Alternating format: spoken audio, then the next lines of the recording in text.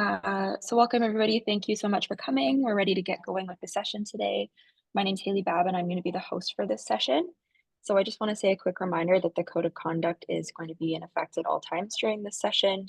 If you're curious to find that, I'll pop a link in the chat. We've started the recording and the presenters can begin immediately after the recording notification plays, which is now. So take it away. Hello, everyone. Thanks for joining our session. Our names are Eszter, Trufan, and Elene Bouhoutsos-Brown. And our presentation today will be on role-playing and case studies and how we can take STEAM education, the OER STEAM education, beyond the OER textbook.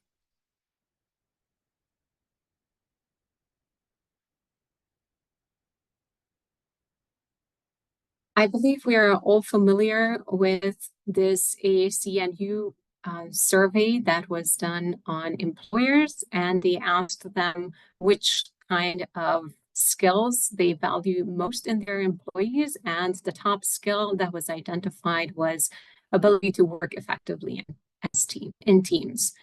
And so our presentation today will be focusing on teamwork and how we can teach that effectively using OER resources. And these OER resources are actually case studies that we wrote together. So now that we know and we are intuitively familiar with the role that teamwork has played in our learning and development as academics or as just scientists and practicing professionals, I would like to invite you for the next couple minutes to think about how teamwork came about in your life. So think about a time when you collaborated in a way that was more than just dividing up tasks. How did that challenge you or enhance your perspective on teamwork? And then how did you establish beyond potential conflict, a functional collaboration with the people that you were working together with? So please spend the next 3 minutes or so reading through these 2 questions, and then you feel free to type your answer or your reflection or your initial response in the chat, but please don't press send yet. We're going to send everything at the same time to allow for everyone their individual reflective time. So I'm going to allow for some reflection in the next 3 minutes, and then we'll press send together.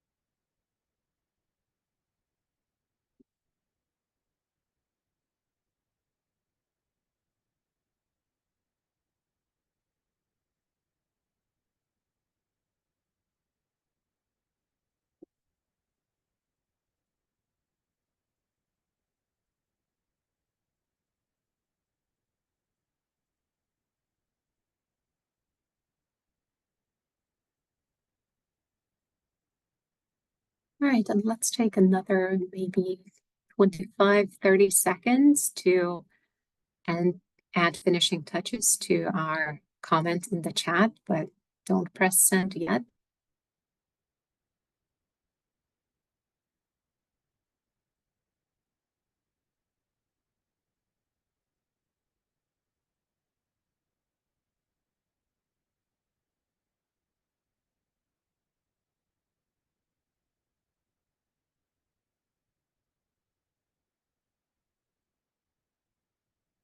All right, if you're ready, please press send.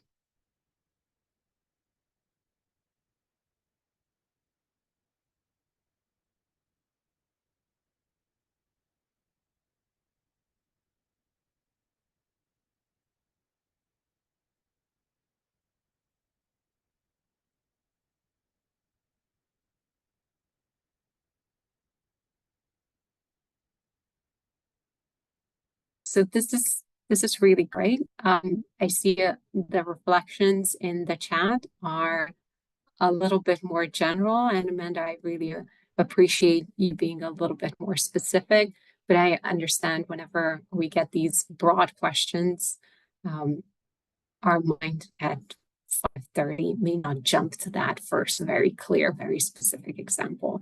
Thank you for your responses. Now that we are in that slightly more reflective mindset, let's move on to the first question of our presentation today. Since we know that teamwork is really important and collaboration can be essential in moving things forward in a way that represents multiple perspectives, how can we make sure that our students have that same experience during the educational activities that we design for them? And so in our thought process around teamwork that has evolved quite a bit over the last decade, we thought of the three most common ways in which teamwork is taught in a classroom. And we have it listed in these three categories. The beginner level is where the instructor assigns students in groups and tells them to work together. And for good or bad, they are stuck with each other. And in that case, they get no instructions on how to work together, no clear structure, but they get to practice quite a bit and they end up with an experience. The intermediate level is where the student would assign roles to the students, assign the teams, and then potentially tell them if those roles need to be rotated or not during the semester, and may offer different levels of managing the team, whether it's more hands-on and more involved or more relaxed.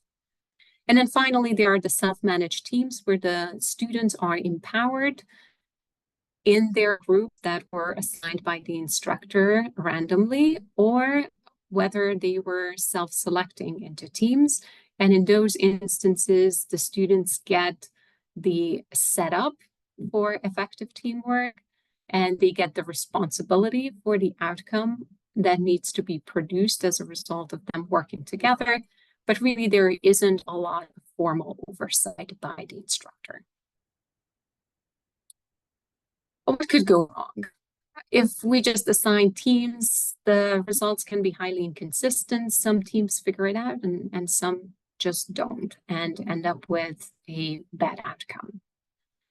If the instructor assigns the roles, then it depends on how skilled the instructor is in providing oversight and adjusting the level of involvement in the group dynamics. And then, of course, we know that every time an instructor enters the room, the student voices are a little bit more diminished because they suddenly worry about what happens if I'm wrong or if I say something that's incorrect. And they just don't take as many risks with the instructor present as they would without the instructor. In a self-managed team, if it's set up right, then it can yield a lot more consistent positive experiences, and the instructor doesn't get stuck in this constant micromanagement mode, which is, of course, beneficial for both instructors and students. So how do we envision setting up this desirable self-managed team behavior in a way that allows students to have that framework to be productive together, but also doesn't overcommit or overstretch the instructor, and can be implemented even by instructors with limited experience managing teamwork. So our recommendation is that on day one of whatever course in which team building or teamwork is a component of, we do a case study activity followed by team assignments and developing a guided team constitution. Then about halfway into the semester, we want to ask students to review their team constitutions and make updates now that they know what worked, what didn't work, and how can they make adjustments to that. And then finally, at the end of the semester, we want to have a sense of how well they did, but really we want them to start engaging in that metacognitive exercise of reflecting on what is it that they've done that was effective and productive and what was not. So let's break down what happens on day one first. We start with reading a case study that is ideally located in an environment that the students will be participants in during the semester,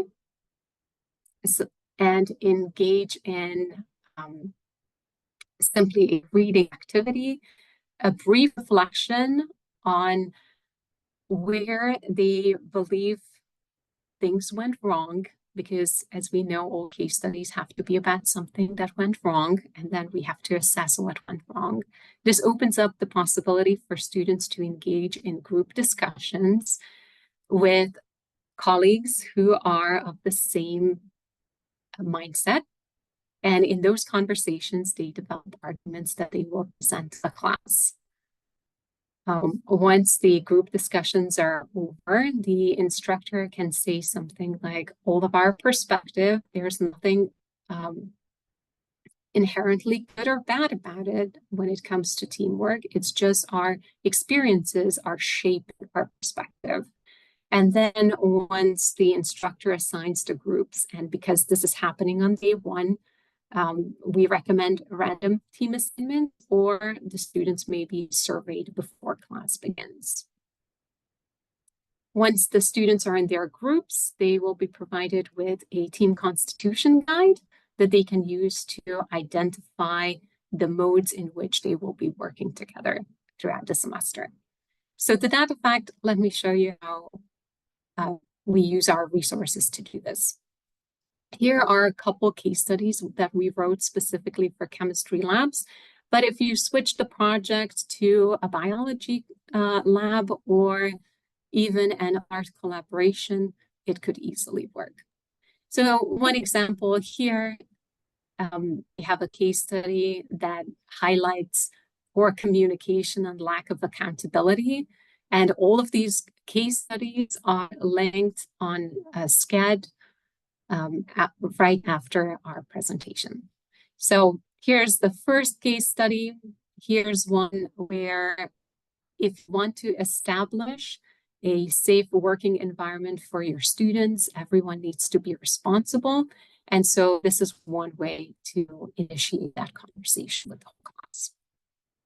Another one that we have is about engaging in conversations around ableism and how students with varying disabilities can be not just accommodated, but can made to belong in a lab environment or in spaces where they are not commonly present.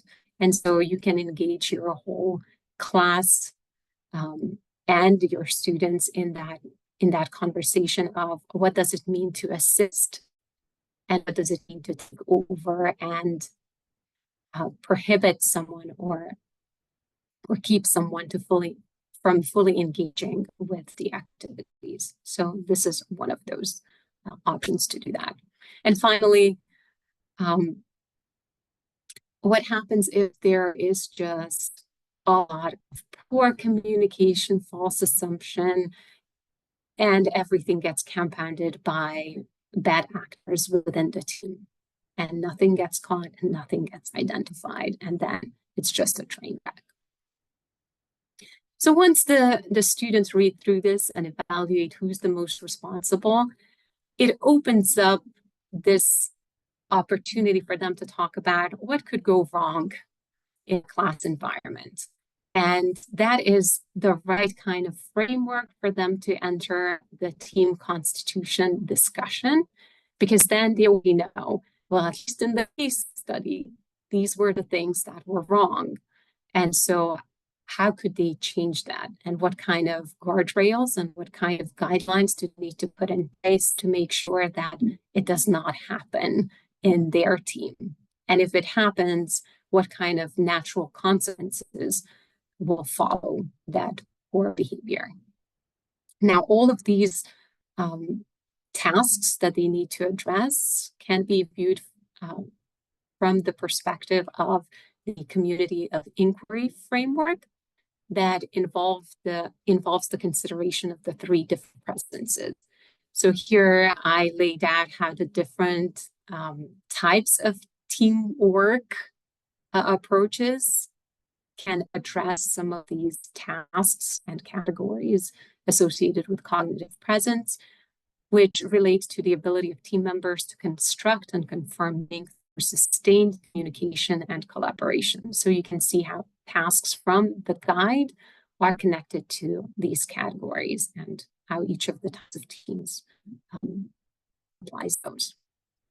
For social presence, we have open communication, trust and psychological safety, inclusivity of backgrounds and abilities, and then conflict resolution mechanisms, all of which are meant to enhance the ability of students to socially and emotionally project themselves into the team, and for the team to foster the sense of trust, belonging, and to maintain open communication throughout. And then finally, the teaching presence. This is what enables the creation of a structure around teamwork that allows for a learning environment where learning experiences are facilitated. So here are these pieces. Once the teams are built, they have a team constitution. You may collect those team constitutions from the students and ask them to sign it as commitment to upholding the values expressed in that constitution. And then once they practice this throughout the semester, at the end of the semester, you can ask them to write a reflection, thinking about what went well, what went not so well in creating this inclusive and productive learning environment.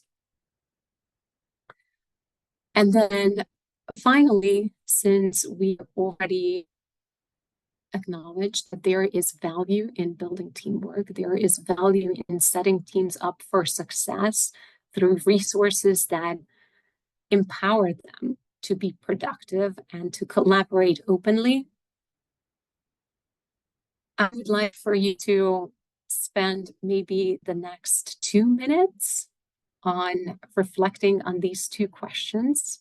What is it about this presentation that you responded to, whether it was a challenge or an encouragement of what you're doing?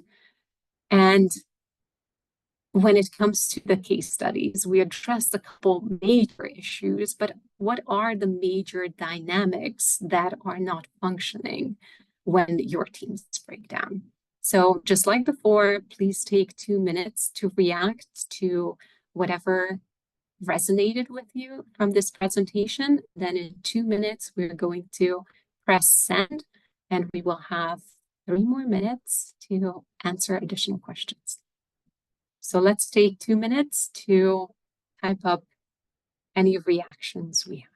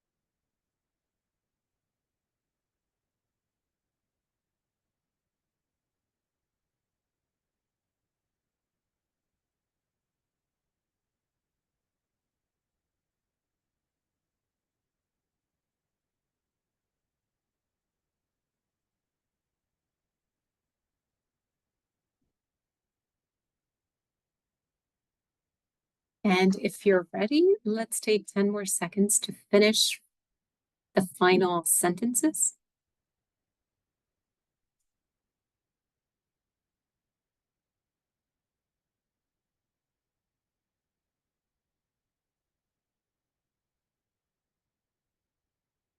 If you're ready, please press send.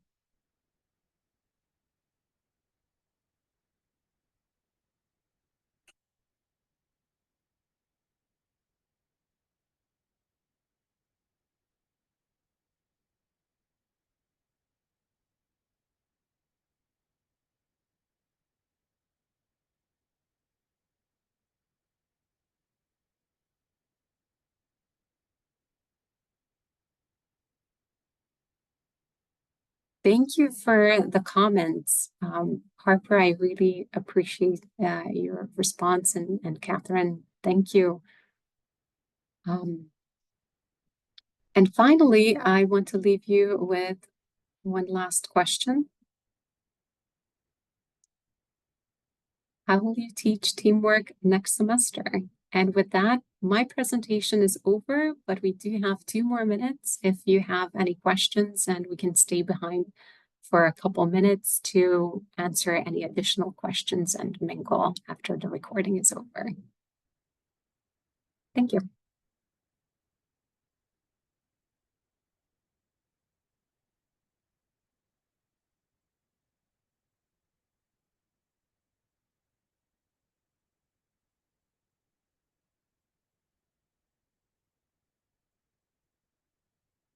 Are there any questions?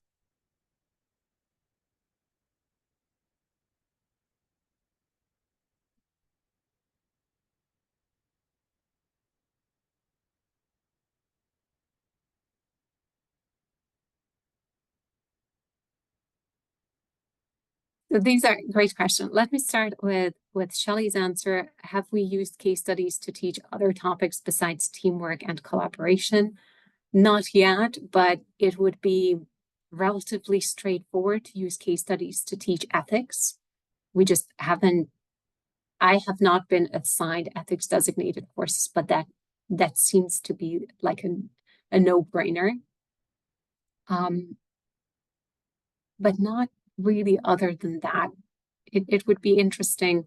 I would be happy to hear what kind of other skills you would like to see taught through case studies.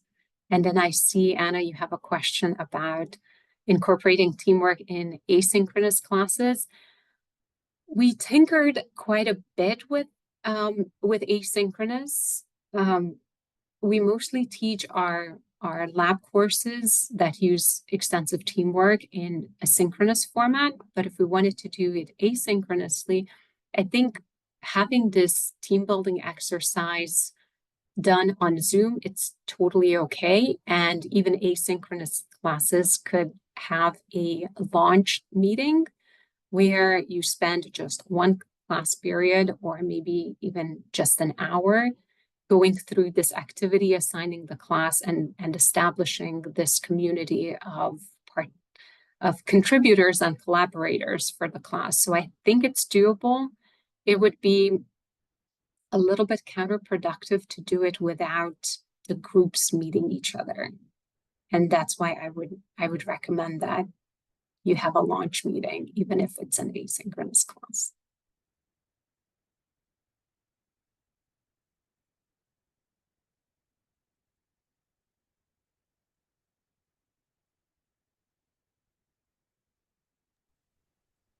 Thanks, everyone. So unfortunately, we are at time for the end of the session, but I want to say thank you to our fantastic speaker for giving a wonderful presentation. I'm going to have to end the recording, but if folks would like to stay in the Zoom room and chat, you're welcome to. Yeah, just wanted to say thank you and hope you all enjoy the rest of your day. Thank you.